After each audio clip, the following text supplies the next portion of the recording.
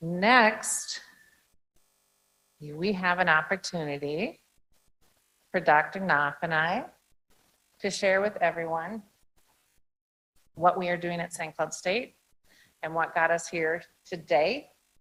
It's part of a new initiative at our university that we've been dreaming about for a long time. And if you don't know my background, I was a teacher for students who were deaf and hard of hearing. So my second language is sign language. And then I took my first trip to China in 2000, so quite a while ago. And I fell in love with China and working with China and people with disabilities in China. And regretfully, one of our colleagues that we wanted standing here with us today isn't able to make it because of visa challenges and another impact of COVID and inability to have a visa interview. So we're here today to celebrate the work of myself and my colleague. And sometimes when you work with people, it can be challenging and you don't like going to work. I don't know if any of you have ever experienced that, but I love my job. And it is a big reason is because of Dr. Amy Knopf. Can you share? Thank you, Kathy. I love my job most days too with Kathy. Oh, this has been an amazing journey. I met Kathy in 2013. Actually, we were both working for St. Cloud State, but I met her at the University of Minnesota at an international event that they were having there. And once we met, it sort of was fate because our dreams align in the area of disability advocacy. So I'm from New Orleans, Louisiana, so I'm a Southern girl. I moved to Minnesota about 13 years ago. I'm a child of a parent with a disability. I have several invisible disabilities that have given challenges to me in my life as I've grown. I've always been passionate in this space, just from my family, what we've had and experienced. And I think I have most aligned with the deaf community just because I have been within the deaf community since I'm about 6 years old. I am currently married to a person who's deaf, and so my life work has really been in the research space with deaf and hard of hearing. When Kathy and I started working together, we found that there was not a lot of opportunities for people with disabilities for diplomacy. And that was something that even on our campus, on many campuses, having people with disabilities, students with disabilities have opportunities for exchange, for global exchange, and for learning about other cultures is very limited. The challenge always comes in to talk about funding for accommodations, and we really wanted to be able to find a space where we could work together globally with our partners. And so one of the I think the most important things about this new center that we're launching is that it really takes strategic network partners. And our first partner that we had was the Harkin Institute. And I'm very happy that the executive director, Joseph Jones, is here today, that we have a new policy, director of disability policy, Daniel Vincent, that is here. But the Harkin Institute was our first big partner, and we're very happy. And we're even more happy that we have so many new partners that we've met through this journey of the World Expo. And I have to say thank you to Joseph Jones because I went and sat in his office and I wouldn't go away until he would have a meeting with me. And it worked. And Joseph is here today and he's traveled to China with us many times. And we're just very honored to have the partnership with Joseph. We have a partnership with Moz Travel, with Fred, our coalition member. Sandra with World Enabled is here. And looking around the room with Sorensen Communications. Thank goodness, providing the interpreters, our new university partners. And so you're saying, what are we going to do with all these new partnerships? I will let Amy tell you what we are going to do. All right, so you want to know what this is? So this center really is going to be an innovation hub. It's going to be a space where all of us as partners can work together for global disability advocacy. What's on the slide right now is a picture of myself, Dr. Johnson, our university president, Robbyn Wacker, and our associate vice president, Shahzad Ahmad.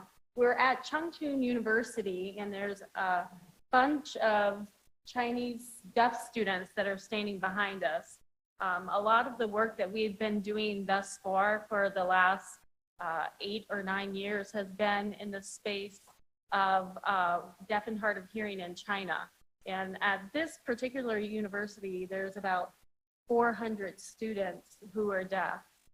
We've been working to be able to provide them opportunities to come to the U.S. And the team person who is missing is a person who is from China who is deaf and has had the opportunity to work with us, come to the U.S., to St. Cloud State, and develop her leadership skills. And so this is kind of where our passion was born, was through these relationships. And yesterday, we visited the School for the Deaf in Sharjah, and we met some amazing young students and teachers who are deaf and have realized that our limitations aren't with just the borders of China. And so now we're really looking forward to triangulating our work and expanding upon the networking of Expo and welcoming young people with disabilities to the United States, to St. Cloud State University, or whatever university aligns with your needs and what your dreams are. As Sarah said, what are your dreams? And really serving as an institute that can help young people find their dreams. So we really hope to have a collaborative network between the universities here and our partners in China to work together to build capacity of the youth. So when we started thinking about the center and what the priorities would be, we first wanted to think about what the challenges were. And we recognized that there are very limited programs or opportunities that really focus on cultural diplomacy for people with disabilities. And so that was really the kind of motivating factor behind us wanting to establish the center. And so it's time. We have a new initiative at St. Cloud State, and I'm sure our president will talk about that in a minute, called It's Time.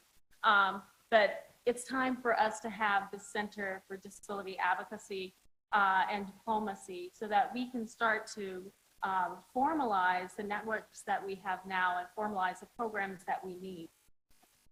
One of the areas that are a new partner that we really aspire to have is at Expo, when one of the pavilions, Sandra, right, we're not sure which one yet, but when one of the pavilions dedicates itself to a new innovation hub for disability research and networking in the UAE. And so Sandra's and Victor, who was here earlier, are the moving force behind that.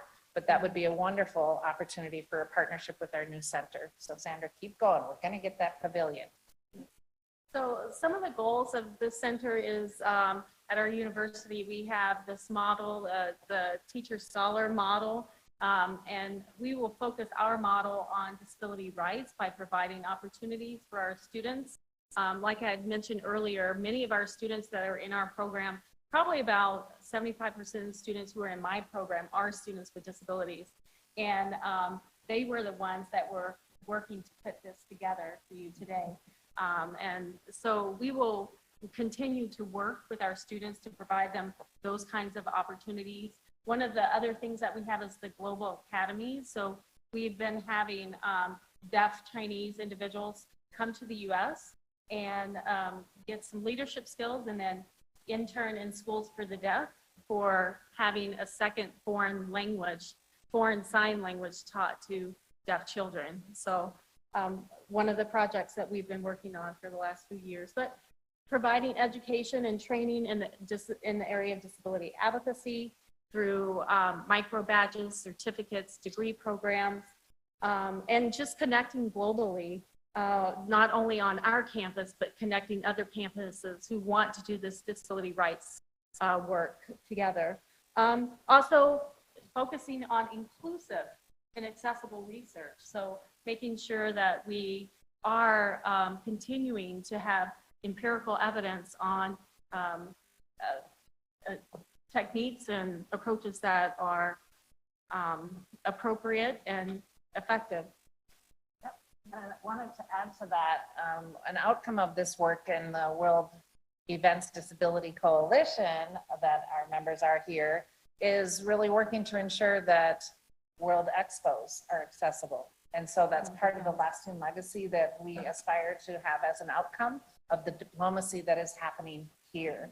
Minnesota has the bid for Expo 2027, and we hope to work with the president of Global Minnesota, Mark Ritchie, who is the co-chair of the bid for Minnesota. I welcome you all to come to Expo in Minnesota because it will be. We work very hard to make sure it is fully accessible and inclusive of individuals with disabilities. And not just one seat at the table, 2 seats at the table. Yes, we love that. So we don't need to read the whole mission to you, but you can see the mission here. Okay, go ahead.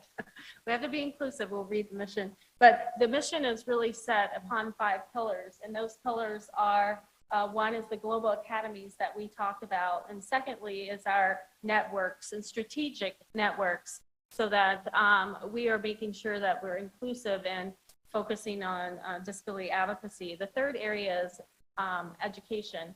And as we had mentioned before, education and training. And then the fourth area of our mission is focused on research and development. And then the fifth area is on disability policy. Great. And so really focused and founded upon the UN Convention on the Rights of People with Disabilities. As you may well know, the United States has not ratified the UN Convention on the Rights of People with Disabilities. And that is something that we aspire to champion and mobilize with all of you to help us get that in the United States. The vision, Amy? Is to promote and advance knowledge and understanding of disability rights and advocacy through development of global academies, our strategic network partners, leadership training programs, interdisciplinary research and development, and disability policy. So we're really excited. We've been working very hard. As an outcome of COVID, we've been working together via Zoom for many of the months when we were all stuck at home. And then finally, we were able to see each other and start working in person. And none of this would be possible without 2 individuals in this room. That is President Robbyn Wacker and our AVP, my boss, Shahzad Ahmad. So thank you to both of you for believing in this work.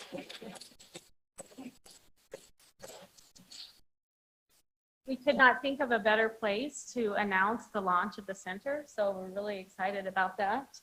And do you want to go to the next slide? I think that's, oh, the World Expo is here. So this, Here we are. here we are. When we started putting the center proposal together, and we were working with our partners, I think, well, not for Kathy, but for me, I want to say there was a part of me that was like, can we really do this? You know, and Kathy every day is like, we're going to do this. We're going to do this no matter what. And as I stand here before everyone and thinking of the thousands of people who will be watching our live stream, I just want to say it's amazing. It's amazing to have met you, Fred, and worked with you the last 7 months, and you, Sandra, and working with Victor, and all of the work that we've put together. It was always a dream that this day, this event would be when we launched our center. So I'm just extremely proud. So may we welcome our president, and by the way, she's a woman. We're just a little bit proud of that. Yeah. And so please, Robbyn, please could you come up and share with us?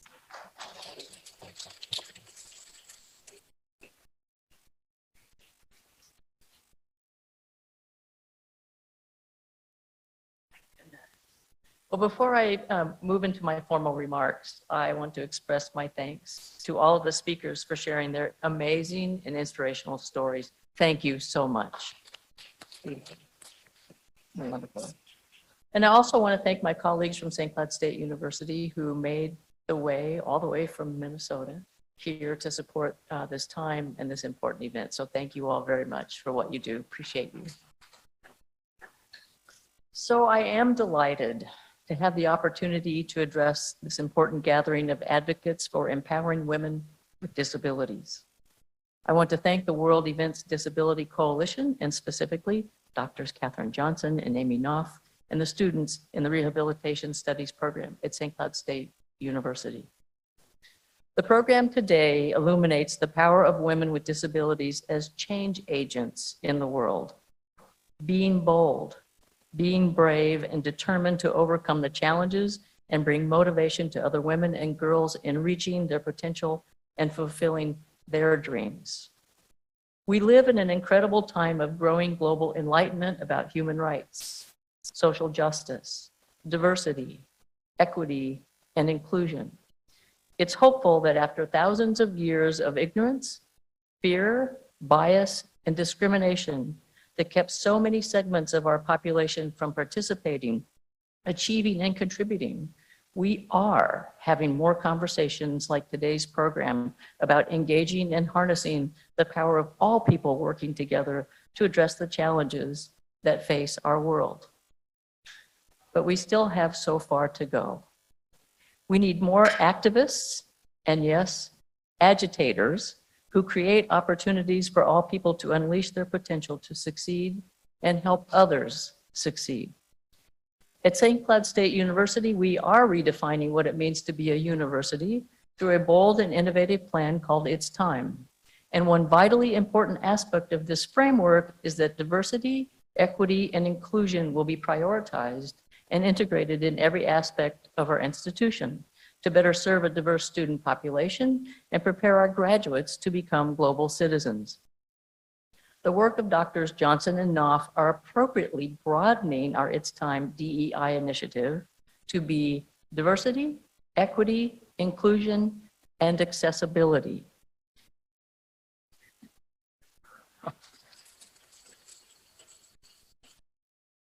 If people are not able to access buildings, language, assistive technology, the best practices in education and parenting, healthcare, news and emergency information, legal representation, and unfortunately the list goes on, then the vision of DEI will never be realized.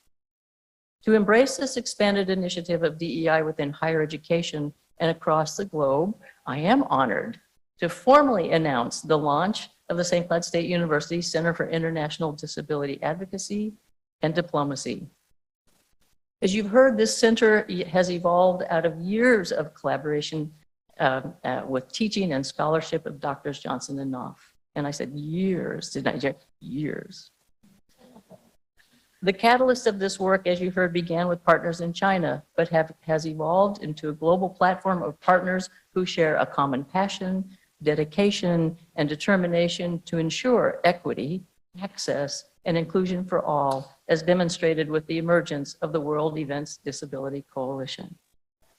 The development of the center's strategic plan will be founded upon the UN Disability Strategy, Convention on the Rights of Persons with Disabilities, and the Americans with Disabilities Act. The 5 pillars of the centers that you heard about from Dr. Knopf align with these conventions and the ADA and serve to address challenges, obstacles, and barriers that 15% of the world's population continue to face, not only daily, but hourly. As president of St. Cloud State University, I'm thrilled to support the passion and global vision of Drs. Johnson and Knopf for DEIA through this center. And I encourage those who are with us today to consider how you might become strategic partners with us.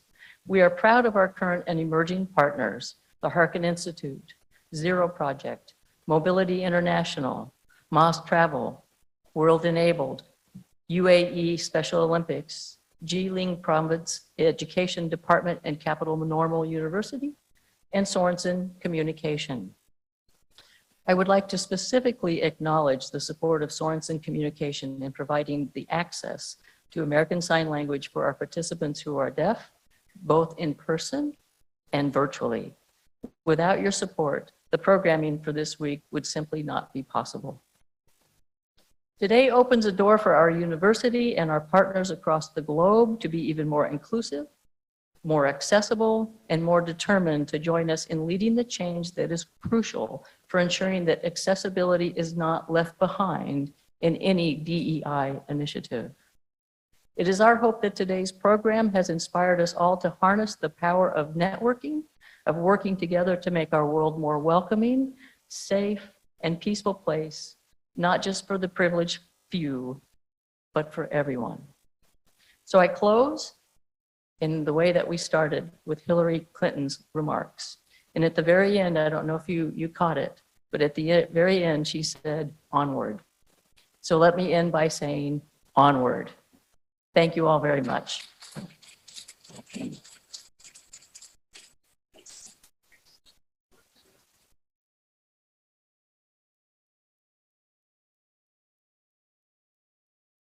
All right, everybody.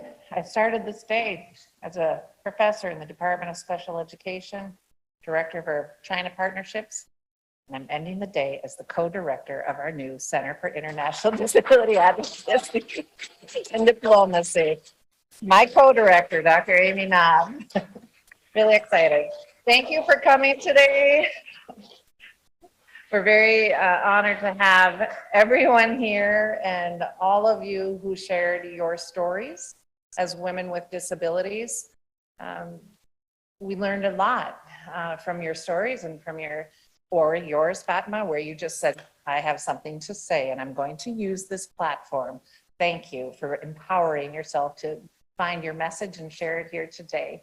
And so thank you. We have another event on December 2nd. I know many of you will be at our reception from 5 to 8 here in the US Pavilion. And then we have an all-day conference on Friday to celebrate the UN International Day for People with Disabilities. So thank you again. Happy networking.